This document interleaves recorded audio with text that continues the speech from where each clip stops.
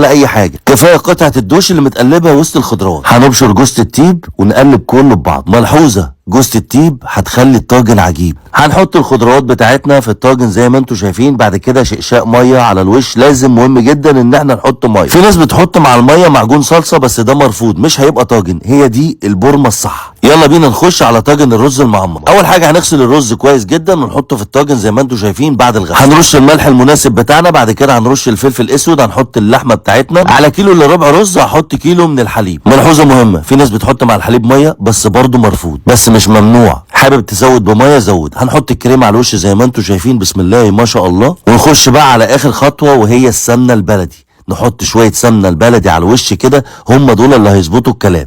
هو ده يا جماعه طاجن الرز المعمر. بعد كده هناخد كل الكلام ده نحطه في الفرن. طاجن التورلي بتاعنا، بعد كده طاجن الرز بتاعنا. الرز في الفرن هياخد من ساعه لساعه الا ربع.